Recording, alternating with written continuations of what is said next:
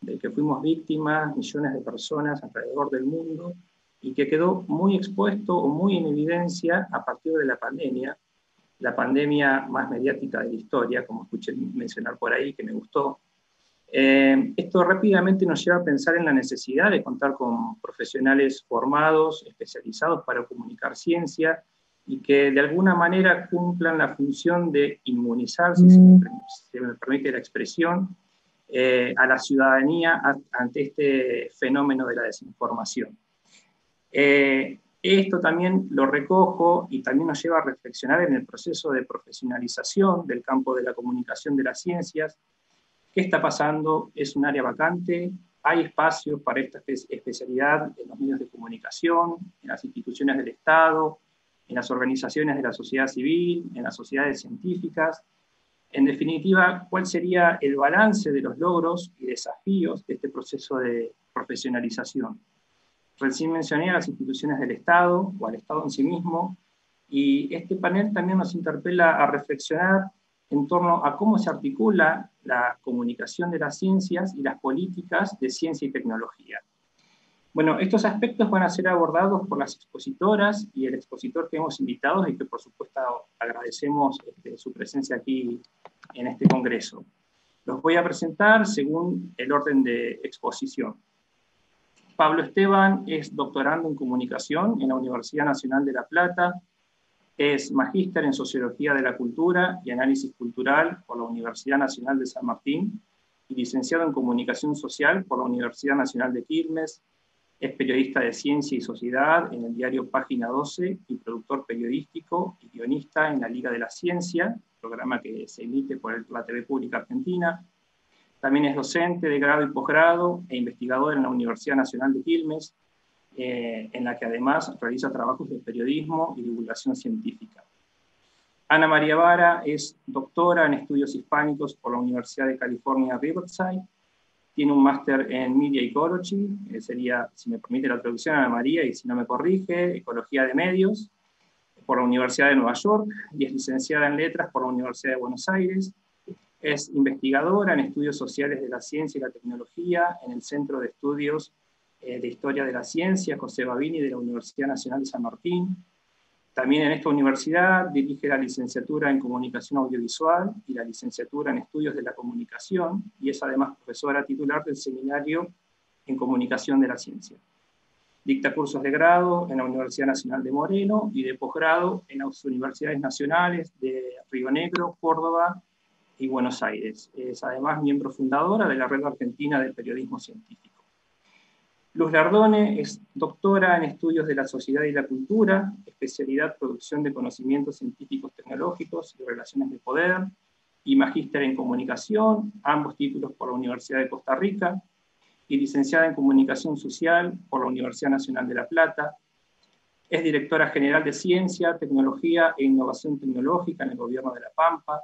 Integra el directorio del CONICET en representación de los organismos de ciencia y tecnología de los gobiernos provinciales y la Ciudad Autónoma de Buenos Aires.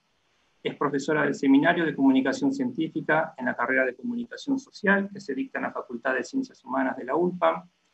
Dirige y codirige trabajos de grado y posgrado, y es autora de artículos, publicaciones, libros y capítulos de libros en temáticas asociadas a la producción y gestión de conocimientos, y relaciones de poder, género, territorios digitales, entre otros. Bueno, quienes integran este panel van a tener un máximo de entre 15 y 20 minutos para exponer, y el resto del tiempo lo vamos a destinar a las preguntas del público que está mirando a través del canal de YouTube. Así que, sin más preámbulos, vamos a comenzar con Pablo. Adelante, Pablo. Bueno, ¿cómo está? Muchas gracias, Mariano. Para mí es un placer, es un gusto compartir este panel con ustedes tres. Obviamente es gente que conozco, que aprecio y que sobre todo admiro.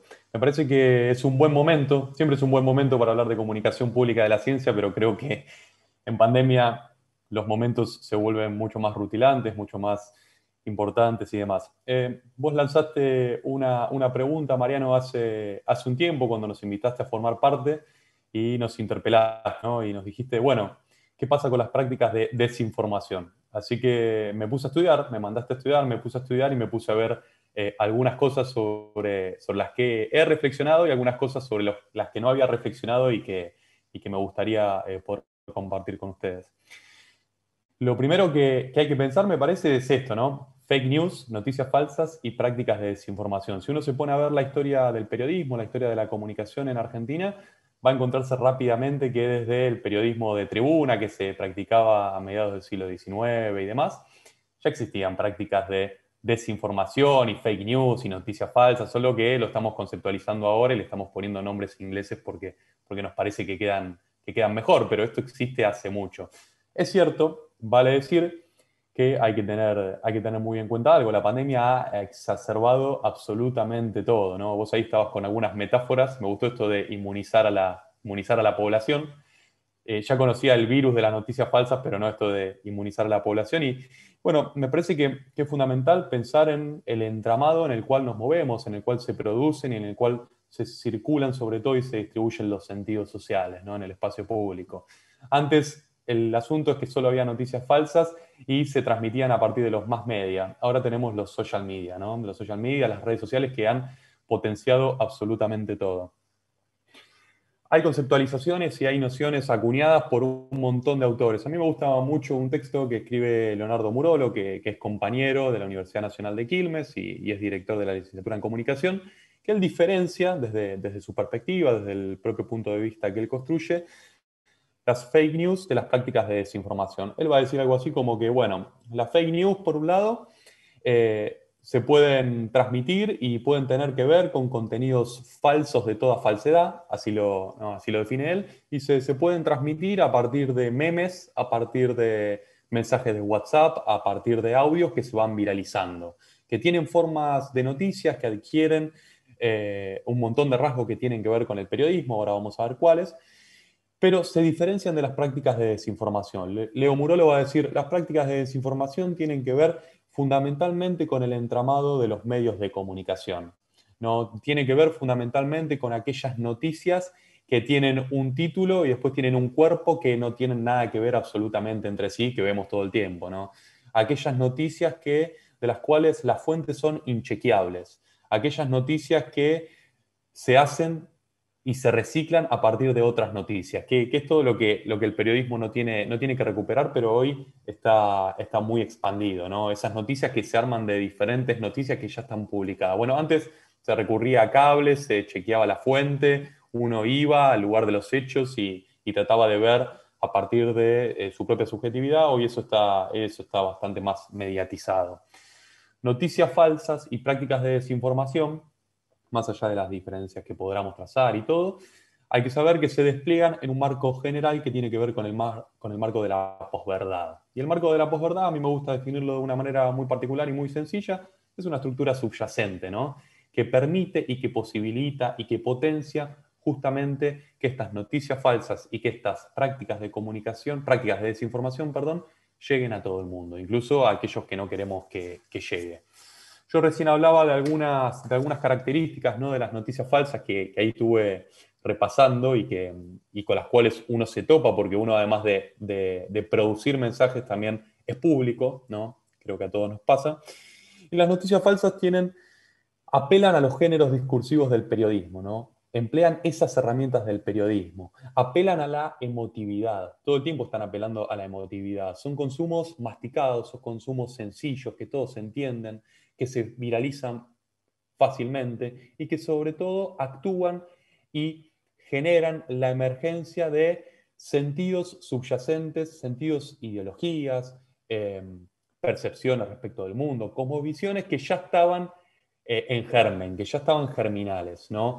Es muy común el caso de los antivacunas, por ejemplo, ¿no? La gente, bueno, desconfía de las vacunas en muchos casos porque le contaron, que otros le contaron, que le generó alguna reacción adversa o lo que haya sido. Bueno, esos mensajes están sedimentados en el interior, ¿no? En el interior de la percepción social. Lo que hacen las noticias falsas es activar sin ninguna rigurosidad ese tipo de sentidos que están subyacentes y que en cualquier momento pueden emerger hacia el espacio público.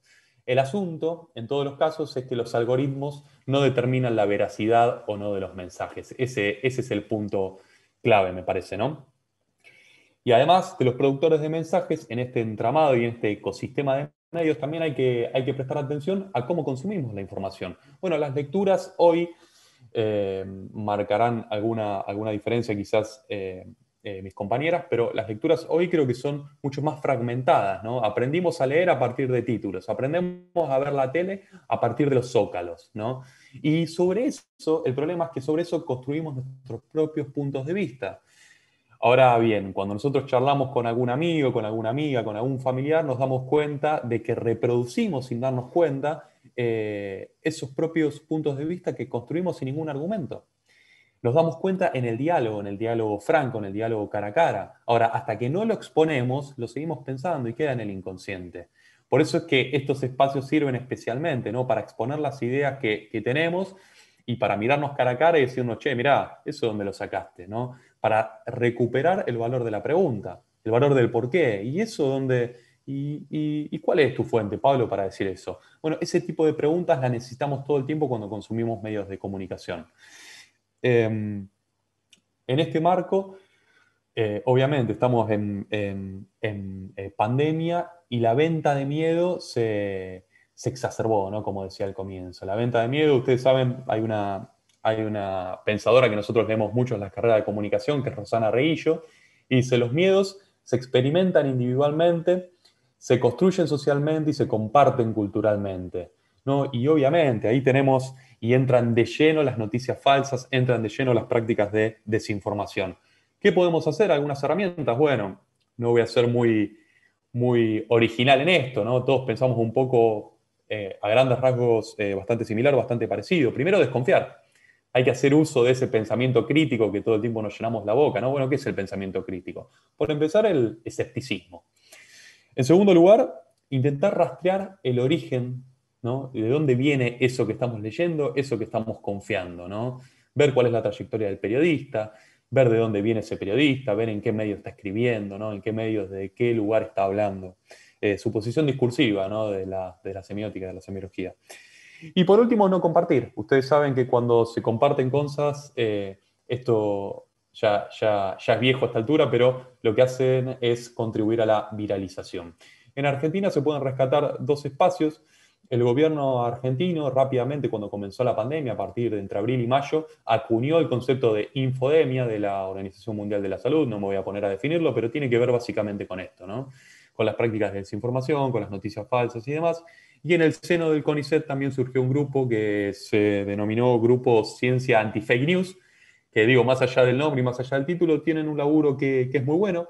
Casualmente hay muy poca gente de ciencias sociales que labure en ese grupo, pero hacen un laburo muy importante que tiene que ver con desmentir aquello que se dice en los medios. Bueno, yo tengo diálogos bastante seguidos, ¿no? Con esta gente y les digo, bueno, miren que desde la comunicación social hay mucho escrito en esto, traten de, ¿no? de chequear y de ponerse a dialogar con esta gente que también tiene cosas para decir, porque como decía al comienzo, las prácticas de desinformación son tan viejas como el periodismo mismo. En este marco, dos cuestiones más. Primero, me puse a pensar, digo, bueno, ya que existen prácticas de desinformación, ya que existen las noticias falsas, vamos a pensar de qué manera, en el seno del periodismo científico, el periodismo puede aprender de la ciencia y la ciencia puede aprender del periodismo. En primer lugar, hay algunas cosas que el periodismo puede aprender de la ciencia y que me parece que son importantes y que creo desde mi perspectiva que vale la pena destacar. En primer lugar, el rescate por la rigurosidad, ¿no? Esa rigurosidad que en muchos casos se ven en los papers. Bueno, el periodismo tiene sus propias rigurosidades, como siempre decimos, pero creo que vale la pena hacer hincapié en esto, ¿no? De chequear de dónde sacamos los datos una y otra vez, de sacar una fuente, sacar otra fuente que piense distinto. Esto ya no se ve el ejercicio en el periodismo de contrastar fuentes. Sobre todo por una segunda cuestión que tiene que ver, que pienso también que el periodismo puede copiar de la ciencia, que es el cultivo de la paciencia. Yo lo llamo así para sintetizarlo de algún modo, que es ni más ni menos de lo que decía un poco Tomás Eloy Martínez, ¿no? De defender el tiempo del periodista frente a los editores. El cultivo de la paciencia es fundamental para tener notas, noticias, crónicas, entrevistas, lo que ustedes quieran, de mucho mayor rigor, digo, para ser más rigurosos muchas veces se necesita tiempo. El periodista muchas veces en sus modos de producción no tiene este tiempo, no cuenta con este tiempo.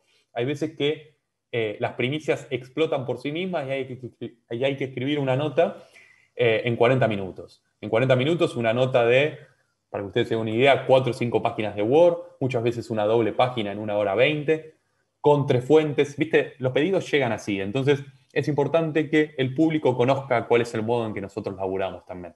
Me parece que eso es fundamental para entender el tema de la rigurosidad. Y por último, el periodismo puede copiar de la ciencia para mí esto de buscarle la vuelta y el abordaje, ¿no? a, por así decirlo, promover una curiosidad distinta respecto de los temas. Lo que ustedes ven hoy en el periodismo son, como decía al comienzo, que los periodistas reciclan notas. Notas a partir de notas, ¿no? Bueno, el periodismo antes, por lo que sé, por lo que me contaron, no funcionaba tan así, ¿no? Entonces hoy se repiten fórmulas, se repiten títulos. Uno basta con ver una noticia rutilante, por ejemplo, la otra vez cuando Cristina Fernández tuvo que salir a explicar por la causa, ¿no?, del dólar futuro. Yo consulté al mismo tiempo 3 medios, los 3 medios tenían casi el mismo título, ¿no?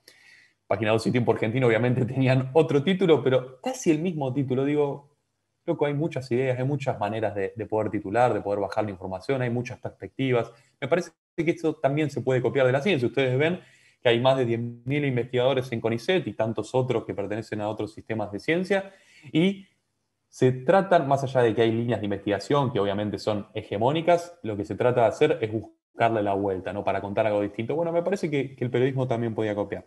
Al mismo tiempo, la ciencia tiene para copiar cosas del periodismo, o por lo menos para tomar algunas herramientas.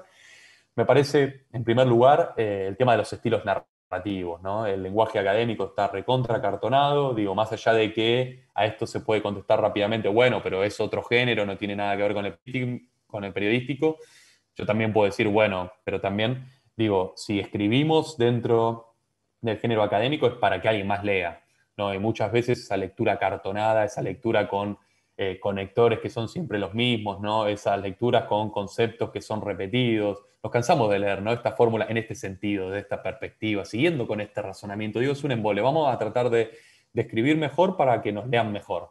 Me parece que ese es un desafío que desde la ciencia, de ahora me paro del otro lado del mostrador, desde el lugar académico, me parece que es fundamental dar.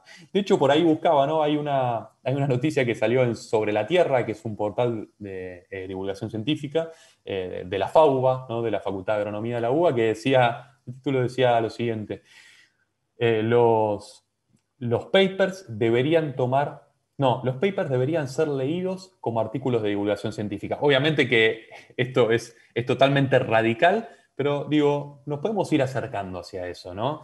Nos podemos ir acercando porque me parece también que es una práctica de respeto hacia la conquista de públicos distintos. Sobre todo porque nos cuesta mucho hacer investigaciones. Y digo, cuanto más gente esté del otro lado, desde mi perspectiva, mucho mejor. Eso es algo que el periodismo no tiene bien en claro y que me parece que la ciencia podría en algún punto copiar. Por último, cosas en común, ¿no?, que tiene el periodismo y la ciencia. Bueno, la gente que hace periodismo y la gente que hace ciencia en general se cree, ¿no?, desde una perspectiva quizás un poco idealista, que son curiosos de ley, ¿no? Les molesta algo del mundo, quieren mostrarlo y quieren contarlo, y si con esas palabras pueden hacer cosas, es decir, si con esas palabras pueden transformar el mundo, o por lo menos una partecita bien chiquita que tienen alrededor, ya es suficiente. Me parece que hay, obviamente, cosas en común. Ambos se entregan a la búsqueda de la verdad, ¿no? Alberto Conrit, para marcar un punto, que un investigador que no viene, ¿no?, de las ciencias sociales, que dice, la ciencia está dada por verdades transitorias, ¿no? Por verdades que duran un ratito. Bueno, el periodismo también, ¿no? Lo hemos escuchado varias veces ¿no?, a nuestros popes que todo el tiempo citamos, Gabriel García Márquez, Tomás Eloy Martínez, bueno, Leila Guerriero. El periodismo lo que tiene que hacer es acercarse a la verdad. En ese punto me parece que hay cuestiones bien similares y bien en común.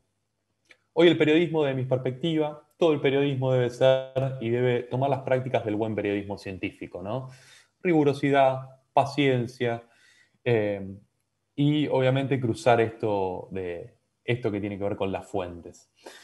Por último, para ya ir cerrando, ir cumpliendo ¿no?, con los tiempos que nos estipularon, y para dejarle la palabra a Mariano y a mis compañeras, me parece que quería cerrar con esto, ¿no? Una de las grandes enseñanzas, una de las grandes lecciones que nos dio esta pandemia para los que practicamos comunicación pública de la ciencia tiene que ver con la cautela, que en muchos casos la teníamos y en muchos casos no, ¿no? Como sucede con todo.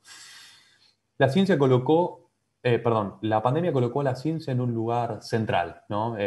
Básicamente la ciencia estaba en un lugar de vitrina, obviamente esto exacerbado con el macrismo, y la ciencia estuvo de repente en la mesa de casi todos los argentinos. Todos los argentinos en algún punto, sé que es difícil y que cuesta mucho esa generalización, pero en algún punto nos encontramos con gente, por ejemplo, les doy el caso de mi familia, mis hermanas, que jamás les interesó demasiado lo que hago, estaban hablando de, che, Pablo, y esta vacuna está en fase 3. Che, Pablo, ¿y hay que usar barbijo? ¿No hay que usar barbijo? ¿Qué hay que hacer? ¿Está bien este medicamento? ¿Compramos este medicamento por adelantado? Yo tengo una conocida que sí, o causa efectos adversos. Digo, todo este tipo de cosas pertenecían al campo de la ciencia. Bueno, la ciencia en algún punto, la pandemia lo que hizo con la ciencia en algún punto fue transformar nuestra realidad, nuestras realidades en plural, en un laboratorio en tiempo real, ¿no? Tuvimos vacunas en menos de un año. Bueno, con eso vale ya para sostener esta afirmación. Entonces, me parece que rápidamente lo que se entendió en el seno de la sociedad es esto, ¿no? Que debemos construir una mirada de la ciencia que está más ligada a los fracasos y a las contradicciones, ¿no? Alguna vez tuve algún diálogo, ¿no? Con Ana María, y Ana me decía, bueno, lo que se podría analizar básicamente es esto, ¿no? Los científicos nos recomendaban no usar barbijo, después nos recomendaron que sí había que usar barbijo, primero nos recomendaban utilizar un medicamento, después nos recomendaban que ese medicamento no, primero nos recomendaban que teníamos que limpiar todas las superficies, después era mucho más importante mantener la ventilación de los espacios. Digo, esto va cambiando. Entonces, si esto va cambiando, si todo el tiempo va cambiando y si nuestra cita de autoridad se van desvaneciendo en el aire y se van desvaneciendo con el tiempo, necesitamos una comunicación pública de la ciencia que no abuse de la autoridad que tienen hoy los científicos en el presente. Es decir, de decir que nuestras verdades son transitorias, de comunicar que puede haber fracasos, de decir que la ciencia está hecha de procesos, de decir que los científicos son básicamente seres humanos, que aciertan un montón y que también se equivocan un montón.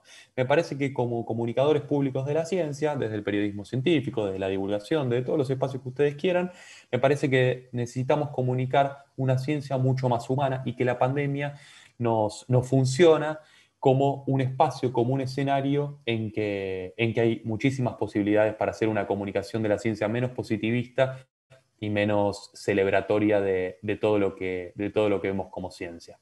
En eso se basa mi presentación de hoy. Obviamente estoy atento a todo a todas las quejas, a todas las críticas y a todo lo que pueda surgir respecto de esto. Muchas gracias.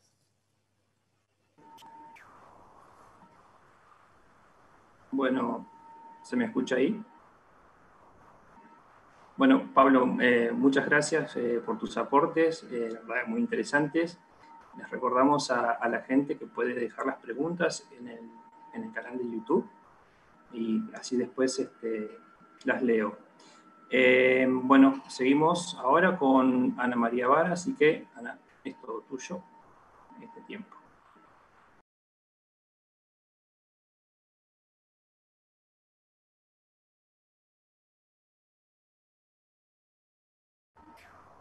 Ana, me parece que tenés el micrófono apagado.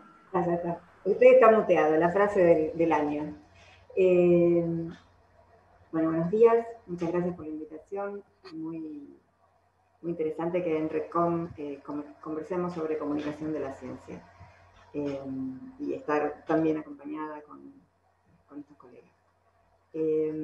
Mi presentación va a retomar algunos aspectos de la de Pablo, poniendo énfasis sobre todo en el proceso de profesionalización y las amenazas al proceso de profesionalización de la comunicación de la ciencia.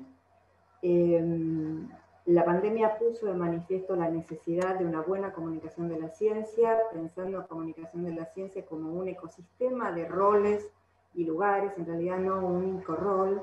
La comunicación de la ciencia puede ser ejercida desde distintos espacios y por distintos profesionales, de los periodistas a los comunicadores de las instituciones, a por supuesto los científicos directamente. Esto es un aspecto interesante de la profesionalización también. Cuando hablo de profesionalización, hablo de un proceso específico, no es una palabra general, hay una sociología de las profesiones. En ese sentido, la profesionalización se refiere al desarrollo de un tipo específico de conciencia y de organización colectiva, según la definición de Siegrist, así como una representación colectiva de intereses y una aprobación de estrategias. Y tiene que ver con el avance de la especialización en las revoluciones industriales, etc., ¿no?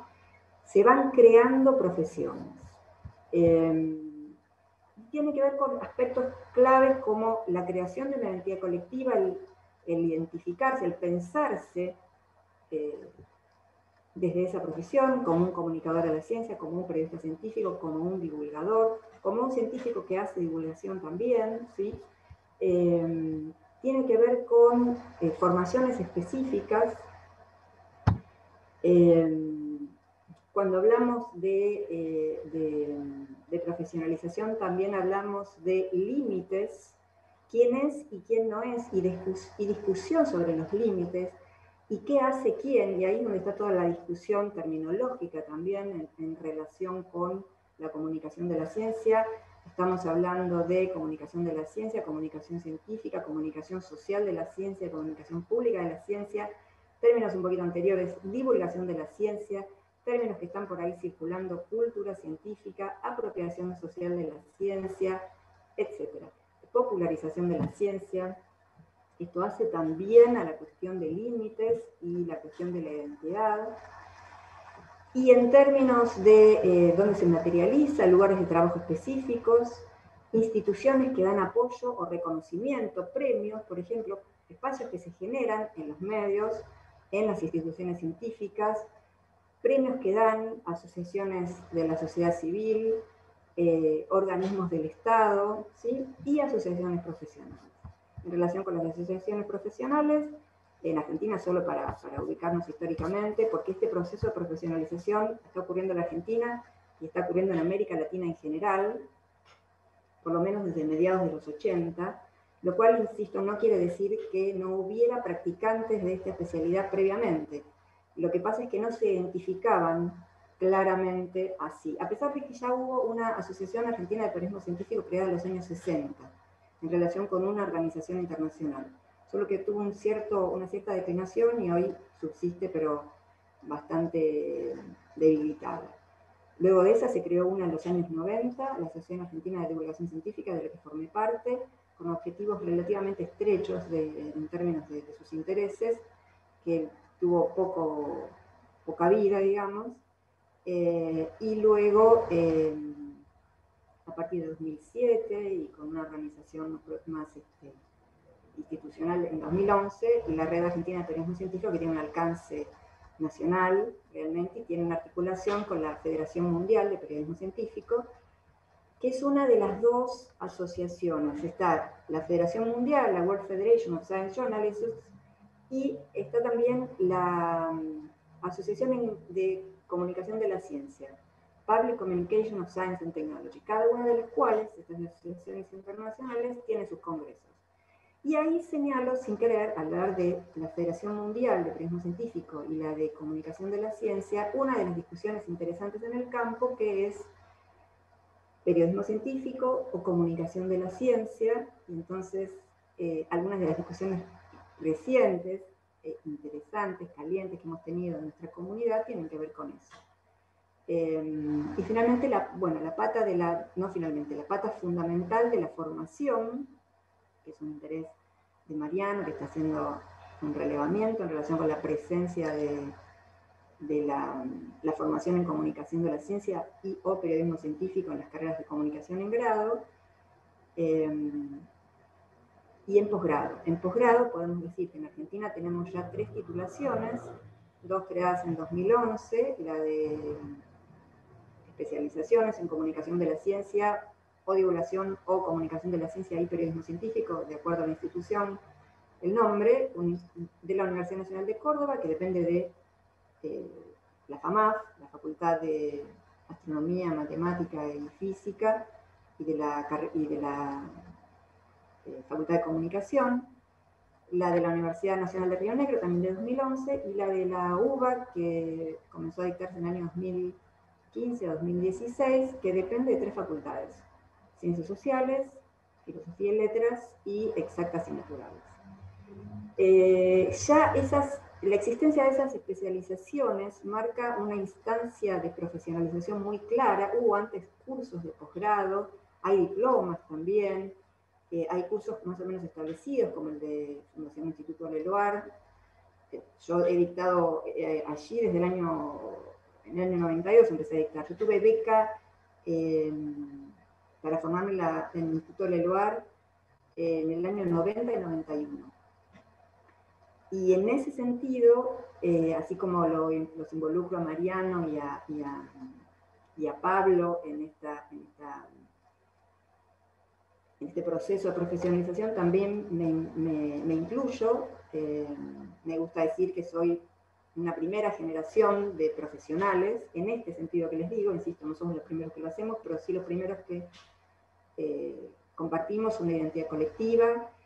Y esa identidad, insisto, tiene, además de la discusión más complicada o interesante de límites, quién es y quién no es, y algo que es importantísimo porque muchas críticas que se le hacen a la cobertura de ciencia tienen que ver con personas que eventualmente cubren temas de ciencia y tecnología, y entonces esas críticas se responden muy fácilmente una vez que hay una identidad colectiva y una organización diciendo, bueno, pero eso que publicó X no es en realidad comunicación de la ciencia, porque no es un profesional de la comunicación de la ciencia. Así que está esa cuestión, y por supuesto lo que trae aparejado discusiones de calidad periodística o en comunicación y de ética, ¿no?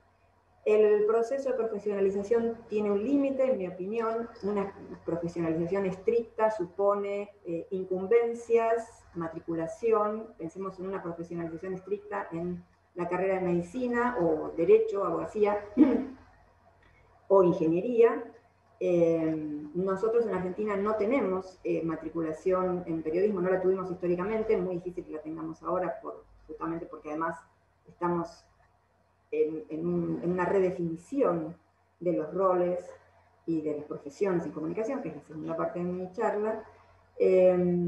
No tenemos una matriculación en periodismo, no la tenemos en comunicación, no la vamos a tener en comunicación de la ciencia y periodismo, y también es una discusión interesante si valdría la pena que la hubiera, en términos, como les decía, que podemos pensar, retomando la noción de ecología de medios, en que tenemos distintos roles en la ecología de medios en relación con la comunicación de la ciencia, ¿no? Entonces, una matriculación estricta excluiría y establecería quizás un límite excesivamente neto que no sería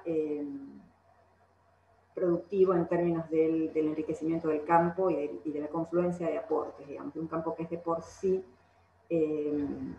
una intersección, una hibridación, ¿no es cierto? Bien, esta fuerza profesionalizante es fundamental y tiene un impulso que viene desde los 80. Y esta fuerza profesionalizante se ve afectada por 3 fuerzas desprofesionalizantes.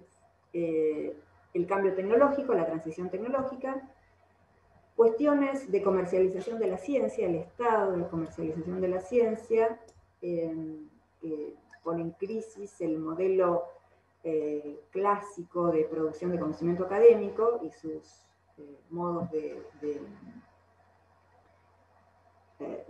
los criterios de calidad, y una amenaza de crisis política, digamos, que tiene que ver con el avance de las derechas en el mundo.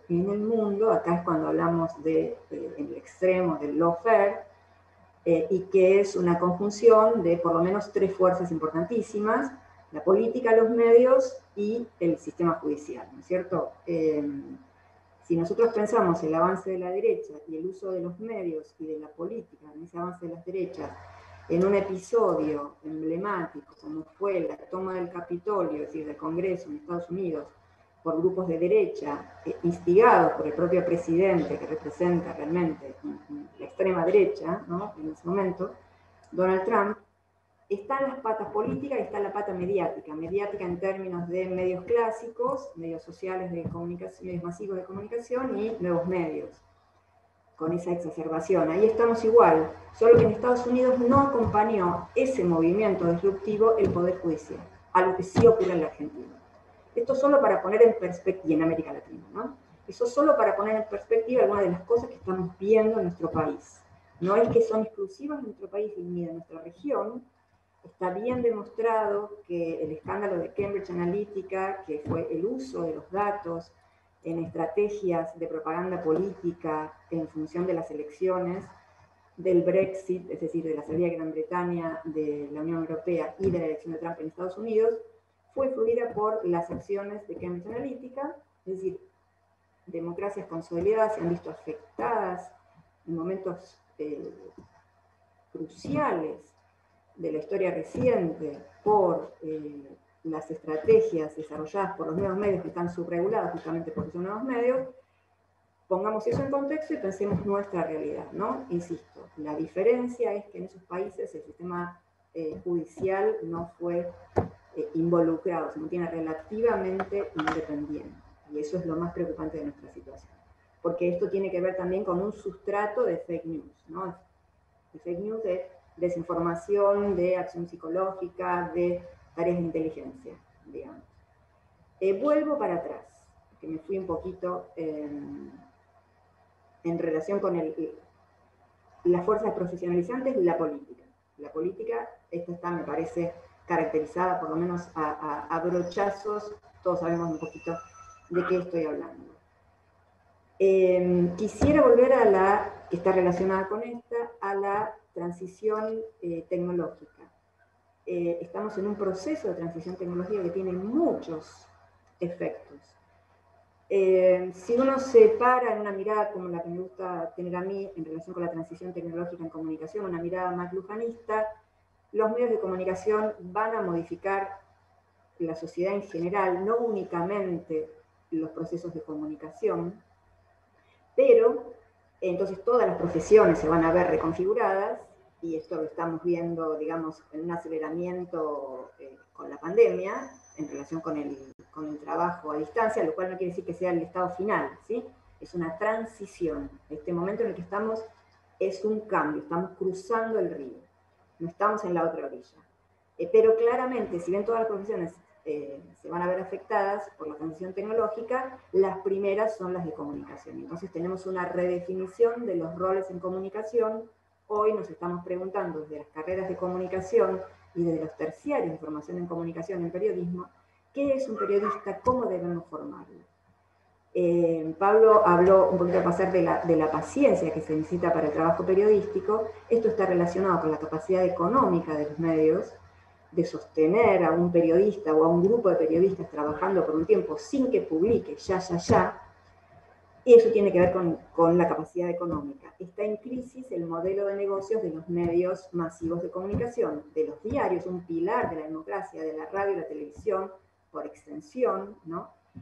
Un pilar de la democracia en el sentido que esos medios fueron ganando su lugar desde su creación a fines del siglo XVIII en relación con la participación en la discusión pública, incluso en la participación totalmente polémica y hasta sesgada, como muy bien señalaba Pablo, que tiene esa historia. Cuando el diario La Nación dice tribuna de doctrina, no está hablando del periodismo, no se está apoyando en la biblioteca, en el eslogan del periodismo objetivo e imparcial, está diciendo somos parciales, ¿sí? Es muy interesante eso, porque justamente surge de la historia del periodismo en la Argentina, que está muy basada en ese aspecto en las guerras, la guerra unitarias federales.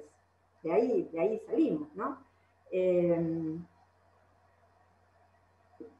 Digamos, eso también se profesionaliza y todo el mundo, digamos, ya, y cuando los medios están estabilizados, se sabe qué intereses y qué posiciones representan determinados diarios, ¿no? O sea, eso tampoco es nuevo. Lo que pasa es que cuando un medio ya está establecido, es decir, tenemos, en relación con la prensa escrita o con el broadcasting, un sistema de medios relativamente estabilizados, hay criterios de profesionalidad, hay modos para los lectores, espectadores, de juzgar la calidad y de conocer la posición de los medios, como bien decía Pablo. En cambio, en relación con nuevas tecnologías, todavía no está desarrollado el sistema de medios profesional. Fíjense que las grandes plataformas están discutiendo si son o no editoras de contenidos, si son bases periodísticas, y no lo quieren reconocer, aunque finalmente lo terminan reconociendo. Por ejemplo, cuando Twitter veta al presidente Trump, ¿sí? Está diciendo, nosotros editamos los contenidos. Por eso, por ejemplo, podemos vetar incluso a un presidente, ¿sí? Si incita a la violencia, a discursos de odio y difunde noticias falsas. Ahí, en ese momento, Twitter está reconociendo su capacidad editorial que las plataformas no querían reconocer, aduciendo que eran meramente un vehículo de comunicación horizontal, ¿sí? Esa discusión está marcando el proceso de profesionalización, de institucionalización incompleto, no profesionalización, que viene a atacar las profesiones ya establecidas. Yo le digo a mis estudiantes, ejemplo que repito incesantemente, cuando apareció la televisión, para hablar de algo relativamente reciente, cuando se creó la televisión, había alguien que tiraba cables, había alguien que acercaba un micrófono, había alguien que te ayudaba con el maquillaje, y luego se crearon las profesiones de cablero, de sonidista, de personas del área de maquillaje, de locutor, etc. ¿Sí? Y se establecieron, y hubo formaciones específicas, o por lo menos modos de circular específicamente en relación con esas profesiones. Ahora estamos, alguien hizo saltar todas las piezas del tablero porque estamos en una transición tecnológica, viene una nueva tecnología y estamos en esa reconfiguración. Y realmente una gran parte del problema de la desinformación tiene que ver con esa reconfiguración y el perder, tanto para los practicantes, qué es y cómo se debe hacer la profesión, como, digamos, institucionalmente, las organizaciones que sostienen eso, como los espectadores. No tenemos criterios como espectadores, como usuarios de las redes, como lectores, para juzgar calidad, para encontrar las fuentes, para saber de dónde viene, para determinar la posición enunciativa, como decía Pablo, de los productores de mensaje. Y finalmente, la otra crisis es la económica, el modelo de producción de conocimiento dominante desde los 80 para acá en el mundo, y cuyo emblema es el impacto que tiene la Organización Mundial de Comercio y los tratados que están obligados a firmar, o sea, la legislación que tienen que incorporar los países en relación con la propiedad intelectual, que eso es un modelo de privatización globalizado que favorece la gran concentración de las empresas de ciencia y tecnología. A pesar de que el conocimiento que termina siendo patentado fue en determinados momentos sostenido con fondos públicos. Eso introduce la cuestión del conflicto de interés en la calidad del conocimiento científico. Ahí la profesionalización de la comunicación de la ciencia y el periodismo científico es importante, porque es algo que no necesariamente está tan en claro el modo específico como el conflicto de interés afecta a la calidad del conocimiento científico. Hay que conocer los engranajes para no engañarse. De todas maneras, y ahora cierro meramente con el impacto de la pandemia en todos estos procesos, yo creo que la pandemia en términos de profesionalización de la comunicación de la ciencia representó una fuerza profesionalizante porque mostró la necesidad de esas personas formadas para lidiar con este conocimiento.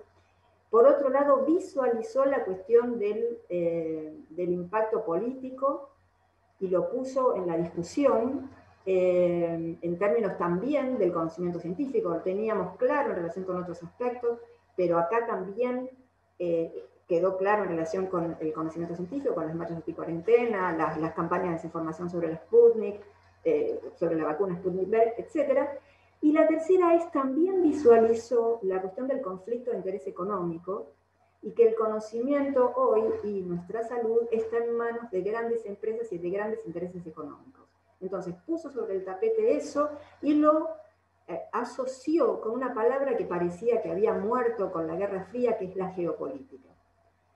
Hemos vuelto a hablar de geopolítica en relación con las vacunas, porque está claro el interés económico y el poder de los estados centrales, de los estados que tienen mayor poder político y económico, en relación con la distribución de las vacunas. Y como anunció el director de la OMS, de la Organización Mundial de la Salud, ocurrió lo que él anunció que iba a pasar, un fracaso moral catastrófico, ¿no? Él habló de catastrophic moral failure, hará un mes más o menos, y eso está ocurriendo ante nuestros ojos.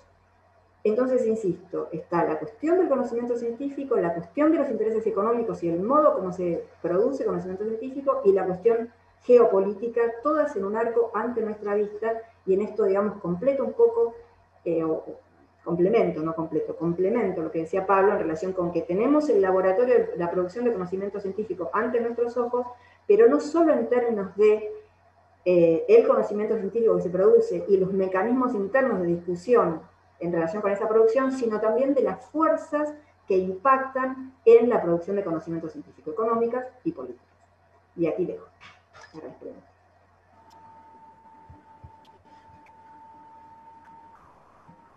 Bueno, muchas gracias, Ana. Quería mencionar algo cuando mencionaste a las asociaciones y organizaciones que nuclean periodistas y demás. Hay una nueva, que es la Red Especie, que significa es periodismo científico, que cumple un año y que básicamente reúne a comunicadoras y comunicadores que trabajan en universidades nacionales, en institutos CONICET, en el INTI.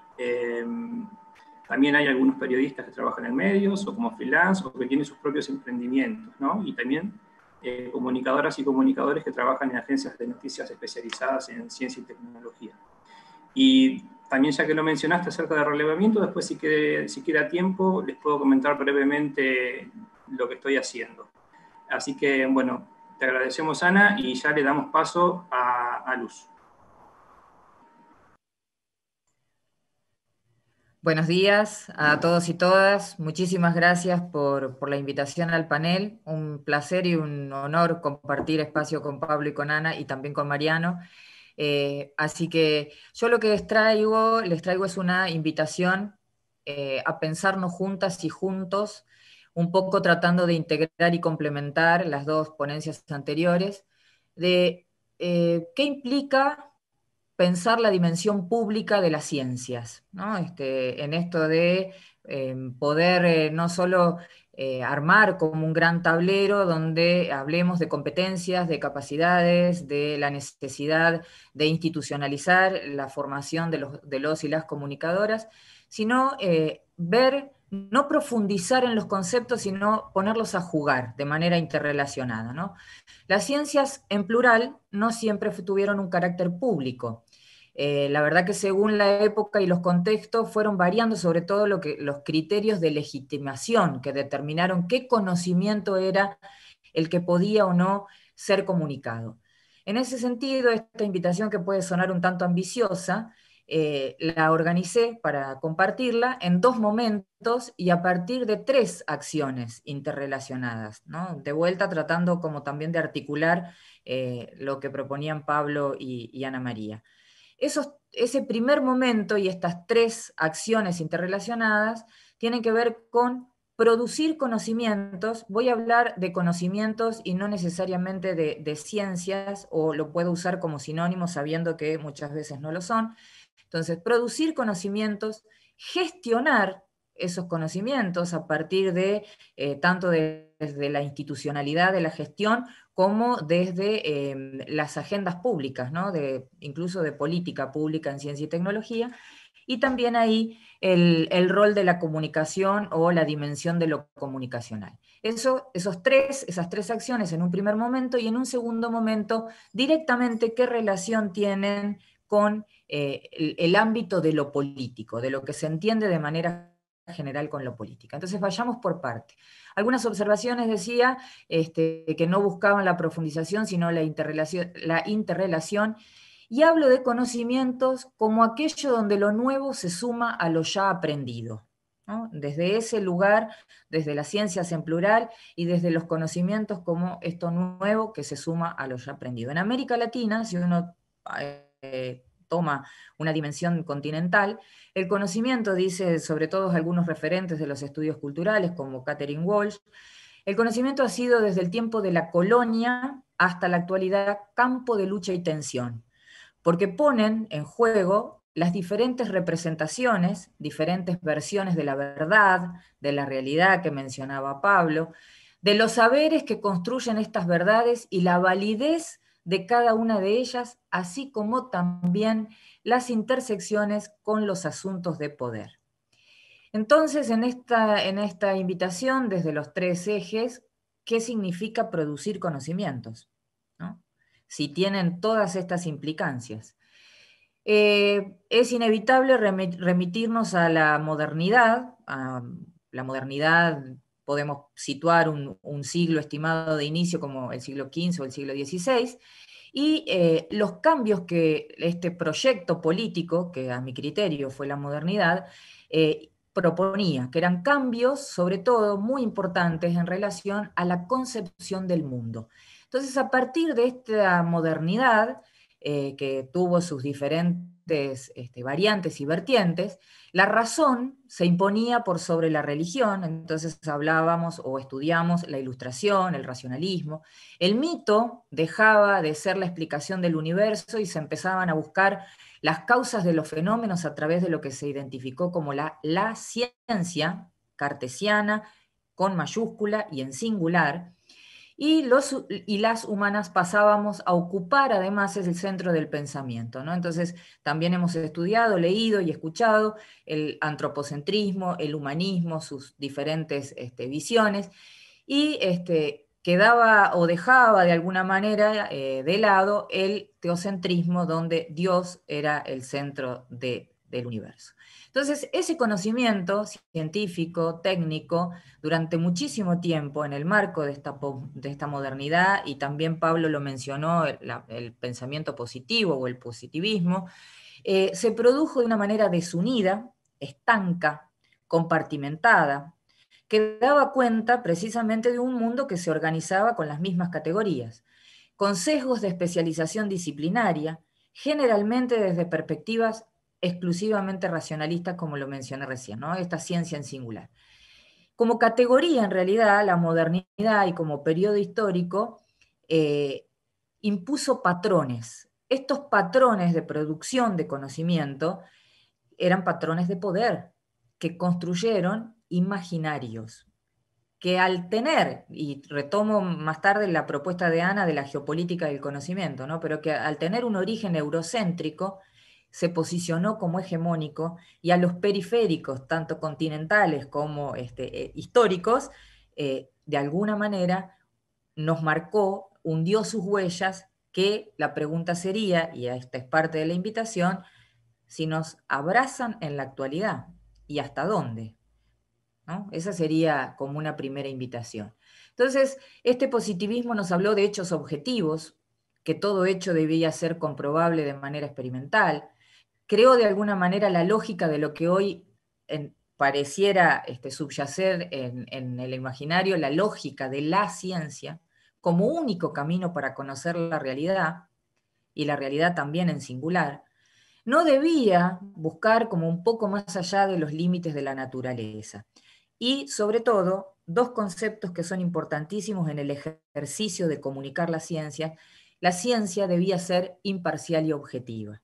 Entonces, en cualquier formulación del problema, de problemas de todo tipo, empezamos a tomar estas conceptualizaciones de la modernidad, del modelo positivo, y la pregunta es si hoy están presentes y hasta dónde.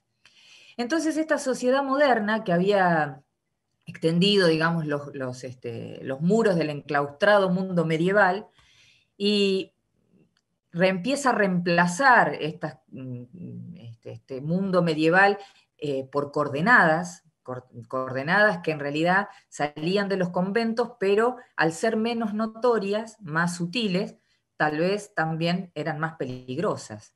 Entonces, el estilo cognitivo de esta modernidad requirió cosas que también tenemos hoy coexistiendo, y que necesita incluso hasta pensar en un cambio cultural. Requirió aislamiento de disciplinarios, contextos separados, sujetos y sujetas separadas de esos mundos depurados, no permitió la conexión entre la ciencia y la política. Tampoco lo hizo con las humanidades, el arte, el saber hacer, la filosofía, etc. Entonces, retomamos estas preguntas, también lo decía Pablo, recuperar, ¿no?, el valor de las preguntas. Entonces, cuando creíamos que teníamos respuestas, dice un dicho por ahí, que teníamos todas las respuestas, nos cambiaron las preguntas. Bueno, a veces hay que cambiar las preguntas, a mi entender, y en otros casos hay que revisar las que ya estaban hechas porque tal vez podemos resignificarlas, ¿no? ¿Qué pasa en la actualidad con estas relaciones entre la producción de conocimiento y la dimensión pública, incluso con los imaginarios colectivos, y qué tiene para decir y hacer la comunicación, sin distinguir acá, como también creo que lo mencionaban mis compañeros anteriormente, si hablamos de periodismo, si hablamos de comunicación social de la ciencia, comunicación pública, popularización, etc., ¿no? ¿Sigue vigente esta concepción? ¿Qué tiene que ver esta concepción o esta presencia, si es que hay, con el rol y la formación de quienes hacemos y estamos en comunicación científica o de la ciencia? ¿Es a veces posible separar y definir lo que es el método científico de lo que significa la producción de conocimientos o los métodos científicos? ¿Distingue áreas, disciplinas? Bueno, estamos para eso, creo que los congresos son espacios para esas cosas. Podemos revisar incluso e interpelar qué entendemos por ciencias y no ser atrevidos, o serlo, indisciplinar las disciplinas, y qué entendemos por conocimiento y, de vuelta, cómo y qué tienen que ver con la dimensión pública. En el mundo actual hoy tenemos nuevas formas cognitivas, tenemos nuevas realidades, podemos decir de manera simplificada, que precisamente hemos pasado de la simplicidad lineal, mecanicista, racionalista, etcétera, a la complejidad, una complejidad que a veces es muy difícil no vaciar de contenido por tratar de abarcarla, ¿no? En la complejidad cabe todo y a veces no se sabe muy bien qué, pero sí tenemos una mirada o necesitamos tener una mirada sistémica, holística, lo que ustedes quieran ponerle, pero que integre, ¿no? Que no excluya. Ya pasó también con la modernidad el tiempo de los o, de lo que excluye, y ahora estamos en el tiempo de los y también, ¿no? Ya no nos definimos por lo binario. La diversidad está llena de tramas y de grises, y creo que si hay algo que este mundo nos exige es precisamente habitar esa diversidad, donde las ciencias tienen muchísimo para aportar y también para revisar. Entonces, ¿es lo mismo producir que gestionar y gerenciar conocimientos? A veces asistimos a desautorizaciones de las personas que están al frente de lugares, instituciones, políticas, por su formación o su cantidad de títulos, sus pergaminos, y la gestión del conocimiento científico-tecnológico es otra cosa. Muchas veces conocemos muchísimos ejemplos donde reconocidísimos investigadores e investigadoras pasan al ámbito de la gestión y echan por tierra muchas veces su prestigio, porque la gestión implica y demanda otras habilidades y otras competencias. ¿Estamos los comunicadores y las comunicadoras en condiciones de gestionar de alguna manera conocimientos científicos tecnológicos? Otra pregunta que por ahí está bueno tirarla, digamos, sobre el tablero, sobre la mesa, para ver cómo nos armamos con todo esto, ¿no? Y a su vez, cómo conecta esta producción y gestión de políticas, tanto institucionales como gubernamentales, con las políticas públicas, con los decisores públicos. Toda esta cartografía compleja, en realidad, es para preguntarnos qué sucede con la comunicación, y nosotros, como sujetos, sujetas, actores y actrices, moviéndonos en estos roles diversos o en estas dimensiones que nos constituyen, ¿no? Entiendo que la comunicación, podemos hablar un largo rato, sobre todo en un congreso de comunicación, pero básicamente la entiendo como un proceso de intercambios, de construcción de significados, de diálogos de todo tipo. No solo como una actividad unilateral de difusión y o vertical de circulación de información, o como un simple agregado de de datos. Acá voy a mencionar a Cecilia Mazzaro, que es una investigadora de la comunicación pública de las ciencias de nuestro país, que habla del conocimiento científico donde lo comunicacional implica dos movimientos. Uno, que la aleja de la concepción que la relaciona con el modelo único, estático, ese para llegar a la verdad que proponía la modernidad, y dos, considerarla como un proceso comunicacional que pone en juego la capacidad de simbolizar sus prácticas, ¿no? Ese concepto, esa capacidad de simbolizar las prácticas de lo comunicacional interrelacionado con la ciencia, súper interesante. Entonces, también lo mencionaba Pablo, en esa capacidad de lo simbólico y en el proceso de simbolización, ¿cómo puede convivir una visión cientificista del mundo con una visión narradora del mundo? ¿No? También lo mencionaba Pablo, este desafío de que manejamos universos discursivos por ahí diferentes, sin embargo tenemos muchas cosas en común. Otra de las discusiones, además del nombre, de qué es lo que hacemos o cómo influye lo comunicacional o cómo se determina lo comunicacional ante la producción y gestión de conocimientos, que ya nombró Ana María, es quién puede o debe contar las ciencias, ¿no? Que es una discusión que viene desde hace muchísimo tiempo, sobre todo en el campo de la divulgación, y de vuelta con lo excluyente, ¿no? Pareciera que es difícil trabajar en equipo en este sentido de trascender lo que la misma ciencia moderna planteó, que son los compartimentos estancos, y entonces pareciera que están mucho más validados los investigadores e investigadoras, incluso si tienen una mirada biológica, pareciera que es mucho más potente o más legítimo todavía, que quienes tienen formación en ciencias sociales o humanidades. ¿Qué lugar, digamos, tiene lo comunicacional en la relación entre ciencia y sociedad? Esa sería la pregunta que por ahí, a mi criterio, podría darnos algún tipo de indicio en la respuesta de quién debe o puede contar las ciencias en la dimensión pública. Entonces, un repaso rápido podría, en esta relación sociedades y ciencias, podríamos considerar tres parámetros. Uno es la percepción y las actitudes sociales que se tienen frente a las ciencias y las tecnologías, incluyo las tecnologías también. Dos sería la cultura científico-técnica, que lo mencionaba Ana María, también de nuestras sociedades. Y tres, el interés de los ciudadanos y las ciudadanas por la ciencia y lo científico, que no es menor. Entonces, a pesar, digamos, de las pretensiones del pensamiento dominante de caracterizar estas formas de conocer y hacer como no ideológicas ni políticas, y tal cual lo dijeron mi compañera y mi compañero anterior, durante los últimos tiempos, mucho más con la pandemia, los asuntos científicos se colocaron en la arena política y eso tiene sus consecuencias, como también lo hemos visto.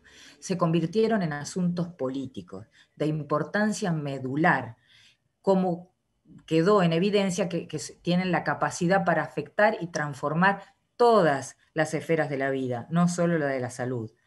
Todo asunto que puede incidir en la vida de la gente y del planeta a corto y largo plazo se convierten en asuntos políticos.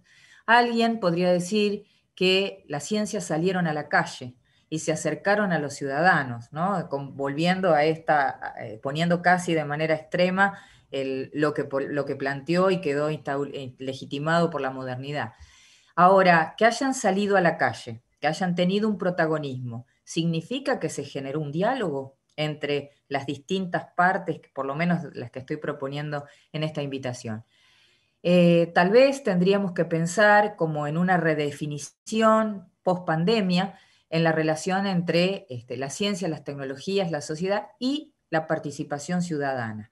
Y acá me parece central el rol que podemos tener desde la comunicación social con lo que implica la dimensión pública para la participación ciudadana. Entra en juego también la democratización del conocimiento como un proceso de reapropiación social de las ciencias que a su vez requiere nuevas formas de comunicar, ya que esta participación ciudadana a su vez se convierte en nodal en las decisiones políticas.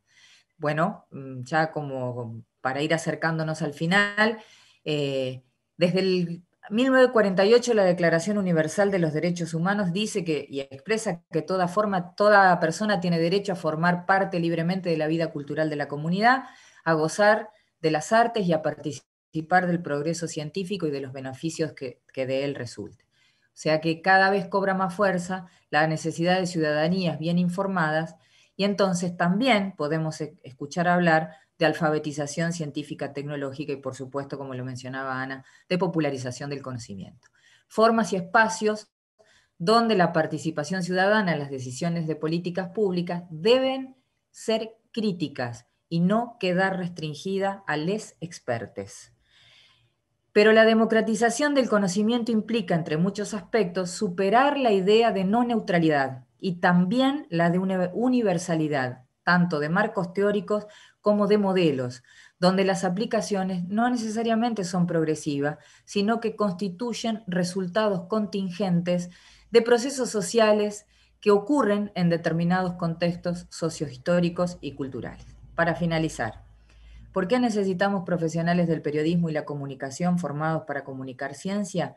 Porque toda ciencia es política, y eso significa su inscripción en un determinado modelo de país, en un determinado modelo de provincia y en un determinado modelo de desarrollo.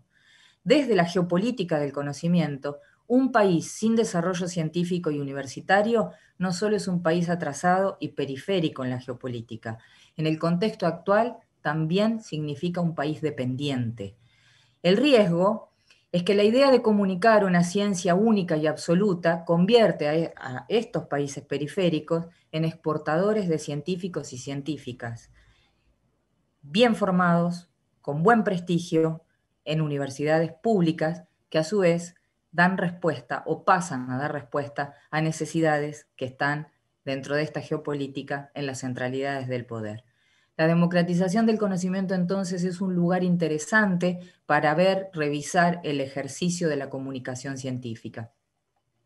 Es un lugar, una práctica, un rol para comunicadores y comunicadoras que se ha tornado indispensable, ya que puede proponer formas para pensar políticas de desarrollo de conocimientos, de gestión de conocimientos y sobre todo de construcción de ciudadanía.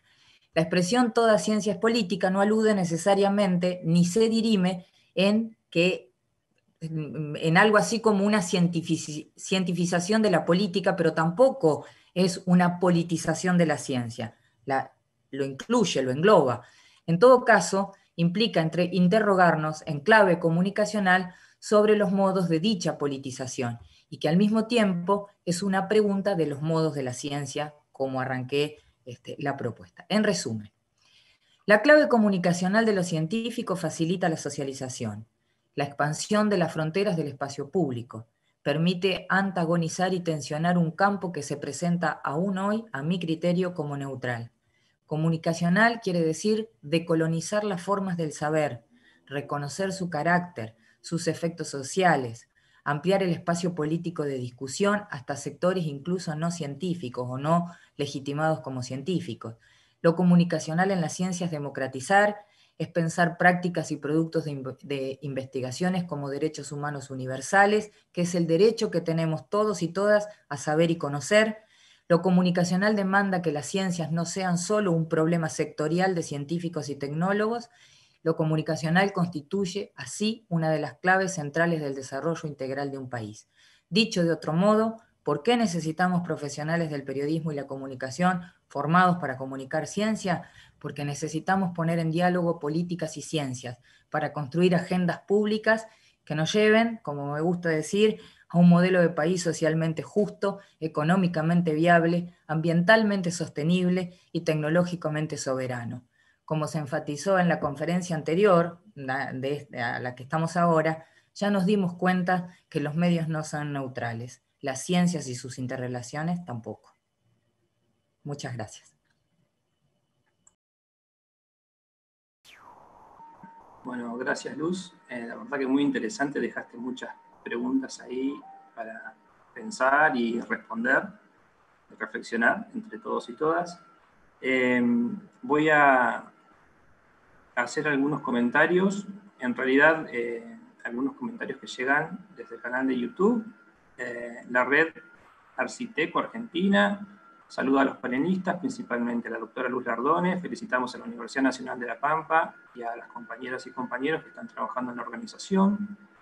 las estudiantes y los estudiantes de la ULPAM en territorio están presentes, dicen también. Acá hay una pregunta de Martín Petrucci. Justo está sonando el teléfono, cosas que pasan en la virtualidad.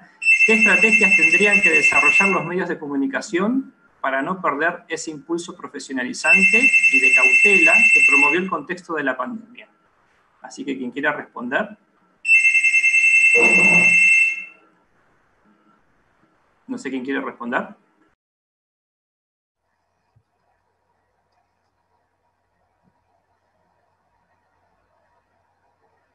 ¿Qué estrategias deberían seguir los medios de comunicación? Perdón, los medios de comunicación. Bien, insisto en la cuestión de la crisis del modelo de negocios de los medios de comunicación. Eso es importantísimo que lo asumamos, porque si los medios masivos de comunicación que entran en el circuito, digamos, hoy tenemos siempre hablamos de una ecología de los medios, no de un medio, pero cada ecología de medios tiene un medio dominante. Acá estamos en una transición, los medios, el broadcasting, los medios gráficos, entran a circular en relación con los nuevos medios, no solo en relación con las agencias, por ejemplo, que son digitales, o los medios que son únicamente digitales, sino con las redes sociales, abiertas, más cerradas, etc. Sigue siendo importante los medios tradicionales, los medios masivos, en la producción de contenidos originales que luego eventualmente son circulados por otros modos. Ahora bien, si estos medios no tienen un modelo de negocios claro, no saben de dónde van a sacar el dinero para sostenerse. O sea, recordemos que en gráfica era el ingreso a la circulación más publicidad, en televisión básicamente publicidad, incluida la discusión sobre la publicidad, la pauta publicitaria del Estado, que es muy importante. Si esto está en crisis, pero no está en crisis en Argentina o en América Latina, está en crisis en el mundo. Y lo que vimos de la discusión en Australia sobre imponerle a Facebook que pague por los contenidos de los medios masivos que circulan en Facebook, que lo vimos hace poco, y que no ocurrió en Australia de casualidad, ocurrió en Australia porque de Australia es Robert Murdoch, un magnate de los medios masivos, ¿sí? Ese es el punto clave. Cómo pensar nuevos modelos, cómo atravesar la transición, porque finalmente llegaremos a un estado, y cómo modelar el estado al que lleguemos en términos de financiar la producción de conocimiento periodístico, o como sea que llamemos esa profesión luego, de calidad, rigurosos, lo cual no quiere decir ni imparciales, sí objetivos en términos de una discusión en la que podemos poner en pie lo que, cómo a partir de qué evidencias, de qué fuentes comunicamos lo que comunicamos, ¿no? Hay un laboratorio de modos de financiación. Estamos viendo iniciativas como el cohete a la luna, u otras, el gato y la caja, en comunicación de la ciencia, lo que quieran, digamos. Hay un laboratorio allí y hay una exigencia que podemos tener en relación con los medios clásicos que defiendan esos lugares, que destinen presupuesto de su presupuesto cambiante y complicado, lo destinen a comunicación de la ciencia. Pero insisto, es un proceso y tiene que ver con el papel que pueda tener el Estado como regulador y participante en esto para asegurar la diversidad, las iniciativas de las organizaciones de sociedad civil para encontrar modos de financiamiento de distintos sectores, ¿sí? Y la propia profesión, los comunicadores y periodistas, disputar los espacios, exigir, demandar, para ese principio que recordaba Pablo de Tomás Alva Martínez de la paciencia, que realmente es un trabajo, requiere tiempo, requiere seguimiento para que la producción de conocimiento periodístico sea equilibrada.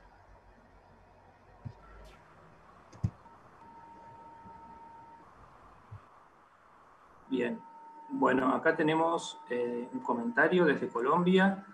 dicen que en Colombia también existe una asociación de periodismo científico. Lía Norberto dice que la ciencia es una construcción que se realiza en forma colectiva y debe volver en sus diversas formas a ser propiedad de quienes la producen.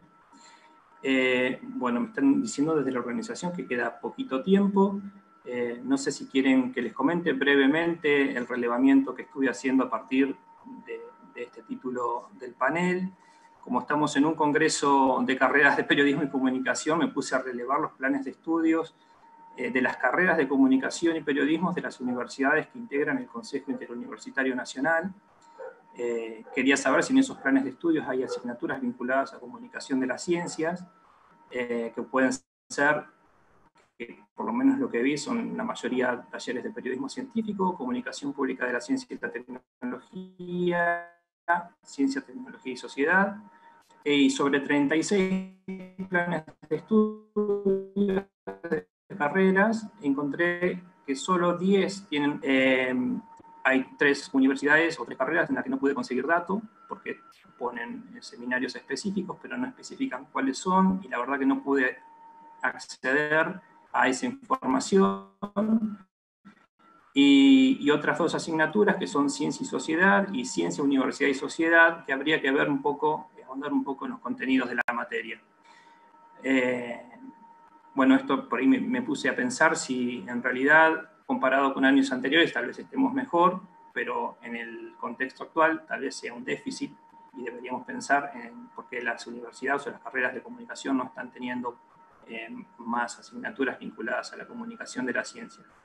Y otra cuestión que me llamó mucho la atención, que quizás para ustedes que están más en el ámbito académico pueda resultar obvio, pero para mí no, que me puse a ver en la página de la CONEAU que las carreras de comunicación no están evaluadas. Entonces pregunté por qué no están evaluadas y la respuesta quiere decir que solo se evalúan las que son consideradas de interés público por el artículo 43 de la Ley de Educación Superior.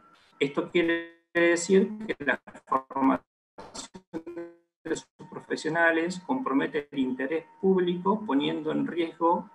Y yo me preguntaba también si las carreras de comunicación y periodismo no tienen que ver con estas cuestiones. Digo, cuando ves a una comunicadora en un programa de televisión consumiendo un líquido, como simulando que es dióxido de cloro, digo, no estás poniendo en riesgo en modo directo la salud, o lo que mencionaba recién Luz, ¿no? El derecho humano a acceder a los goces de la ciencia y la tecnología, incluso a la información de ciencia y tecnología. Entonces me preguntaba por qué se consideran que las carreras de comunicación no tienen que ver con el interés público. Me pareció un poco raro, no sé cuál es el concepto de interés público exactamente. No sé qué les parece a ustedes. Si alguien quiere hacer un último comentario, es bienvenido, y si no, ya tenemos que ir cerrando. Así que levántenme la mano si alguien quiere comentar algo. Ana María. En comunicación, la cuestión es eventualmente rigurosidad, discursos de odio, control frente a libertad de expresión. La discusión de la libertad de expresión es muy saliente en las democracias. Y fue algo conquistado, porque inicialmente, digamos, cuando empieza el proceso de organización política democrático, que lo podemos asociar con la Revolución Francesa y con el parlamentarismo británico en la historia de Occidente, lo que tenemos ahí es hasta ese momento la censura del Estado, ¿no? Con persecución, etc. Entonces, la libertad de expresión fue un derecho ganado y es muy... el riesgo es poner límites a la libertad de expresión en un exceso de control, ¿no? Eso por un lado, en términos más conceptuales. Y esto está relacionado, y el puente entre eso y lo que acabas de comentar, Mariano, me parece que tiene que ver con si sería deseable que la comunicación de la ciencia completara la profesionalización hasta una forma perfecta como la medicina, la ingeniería o la abogacía. O sea, esas carreras para las cuales hay que tener una matrícula, un título y una matrícula para poder ejercerlas. Esa es la discusión, me parece, en función de la libertad de expresión Y hoy, la discusión que tenemos hoy, que es la desinformación y los discursos de odio, ¿no? Que son esos dos aspectos cruciales en la discusión sobre la libertad de expresión que tenemos hoy para ver. Pero el riesgo, en todo caso, podría ser que un control muy riguroso, en ese sentido tan limite la libertad de expresión. Y ahí es donde me parece que, en relación con la matriculación, insisto, no sé si sería deseable.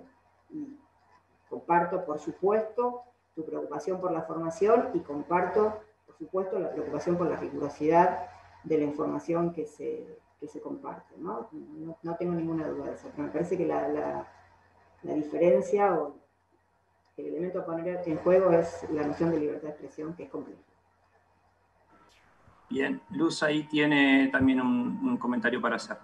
Muy breve, solo para reforzar lo que dice Ana y también esta cuestión de un poco la propuesta de qué se considera de interés público, ¿no? Hasta dónde la vigencia todavía de asimetrías en la legitimación de ciertas disciplinas, ciertas áreas, ciertos conocimientos. Y este tipo de decisiones se toman desde determinadas posiciones, digamos. Entonces, así como hay un ejercicio de revisar criterios, tal vez este sería parte de los criterios que se podrían revisar, ¿no? ¿Qué se considera? Un poco esto que yo planteaba al inicio, ¿no? Cada época, cada contexto ha determinado qué se entendía por lo público, por los conocimientos en la esfera pública, ¿no? Me parece que también de fondo está esa gran decisión, que hay que deconstruir, que hay que desarmar. Pablo, cerramos con vos. Sí, algo último y muy breve. No, que creo que más allá de todo el bagaje teórico que existe y todos los cráneos que han pensado, que han pensado la comunicación, más allá de Freire en adelante, perdón, más allá de las epistemologías críticas, más allá del eurocentrismo, todo eso, pienso que todavía estamos muy lejos de saber cuáles son los consumos de las producciones científicas que tiene nuestro pueblo. Me parece que necesitamos acercarnos a eso a través quizás de nuevas preguntas. Me parece que seguir preguntándonos por las prácticas de desinformación y las noticias falsas a partir de lo que piensan los productores de mensajes, vamos a seguir teniendo siempre y repitiendo siempre los mismos errores. Me parece que se necesita de saber qué piensa el pueblo, qué se habla en las mesas, hay que volver a los estudios culturales y mirar la comunicación desde el otro lado, pero en serio. Si no, no nos vamos a mover del mismo lugar que estamos. Creo que tenemos las mismas charlas hace mucho tiempo ya. Entonces, creo que es necesario recuperar ese tipo de cosas. Para eso, volver a las primeras preguntas, a las preguntas que planteaba Luz, a las incógnitas que decía Ana. Me parece que fue simplemente eso.